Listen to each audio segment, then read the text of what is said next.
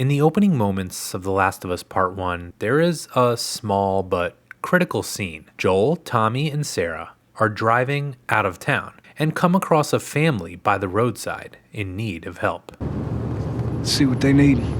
Who do you think you're doing? Keep driving. I got a kid, Joel. So do we. But we have room. Keep driving, Tommy.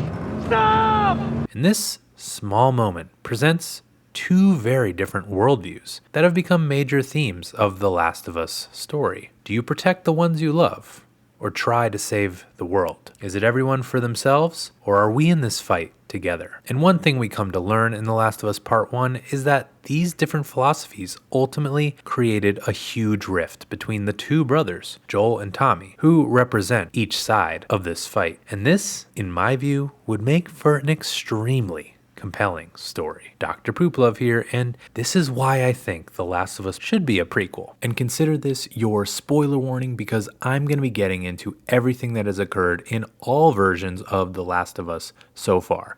So let's get right into it.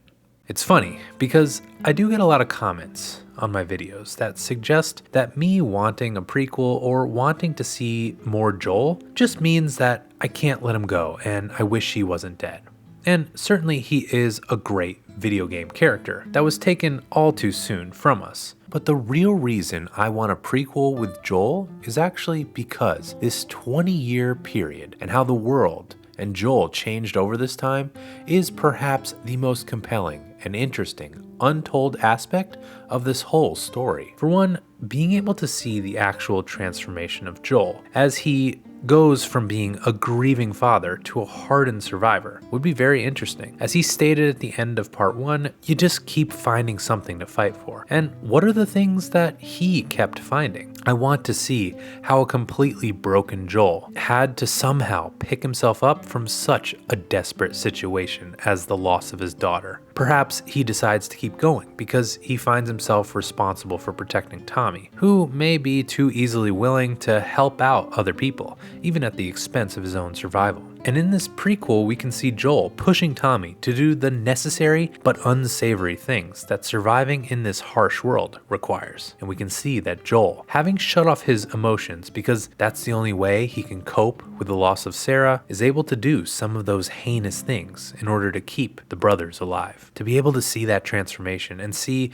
what they had to do would make for a very compelling and interesting story in and of itself. But we would also get to see how this is all affecting Tommy. Of course, he may understand what they're doing for survival, and he loves his brother, but you can imagine him just becoming sick to all the heinous things that they have to do. To see how it eats at him on the inside would be very compelling and offer a deeper side to Tommy that we just haven't really seen yet. In The Last of Us TV show, Joel describes Tommy as a joiner, someone who wants to be a part of a cause bigger than himself. And this aspect of his personality can be further explored. He may start out in the post-apocalypse doing things Joel's way, which is in the direction of individualistic survival, but after time, Tommy must realize that he isn't being true to himself. And by the time they arrive in Boston, he's ready to join any cause he can get behind, just to be in some form of peace with himself. And seeing how these two brothers and their perspectives can grow so far in two different directions can lead to some fights as they eventually get to a point where they can just no longer reconcile their differences and must part ways. Of course, having a prequel story also allows us to meet some fan favorite characters that are no longer with us and give us a bigger glimpse into their histories. Like, when did Joel and Tommy meet up with Tess? And under what circumstances would even allow Joel to let someone else into his tribe? And how did Joel and Tess end up forming a relationship with the reclusive Bill? And how did everything work with their Boston smuggling operation? Of course, we would also get a chance to see Marlene, and not only how Tommy met her and ultimately decided to join her cause, but perhaps this is also a chance for us to meet Anna, Ellie's mother, for the first time. And this would also allow us to see exactly how Ellie became immune, as The Last of Us TV show revealed that Anna, being infected while pregnant and in labor, allowed for Ellie to somehow gain immunity. Of course, this has some major implications for Ellie and the future of this story, as this means that more people can be immune in this world. And we haven't really seen this moment yet in game form, and so I think we definitely should. And there's also this chance to show us the broader world and how society itself collapsed.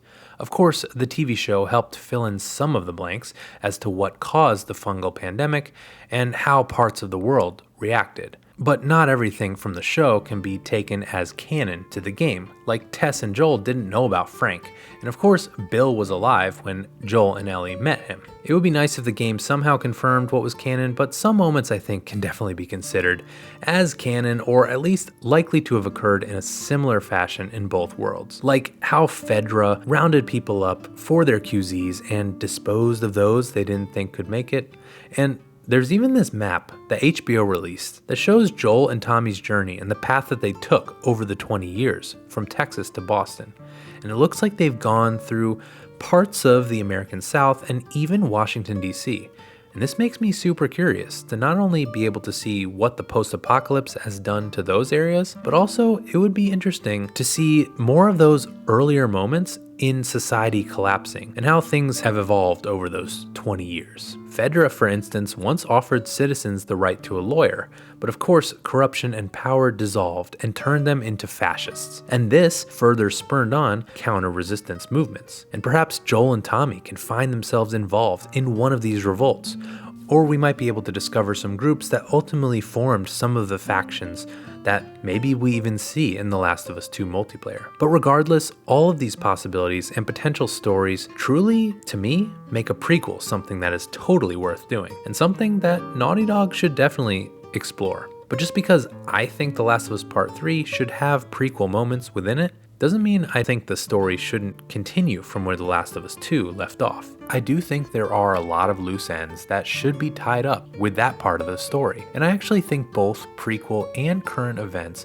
can exist in parallel to each other within one story, sort of like The Godfather Part 2. But what are those loose ends and mysteries that should be resolved?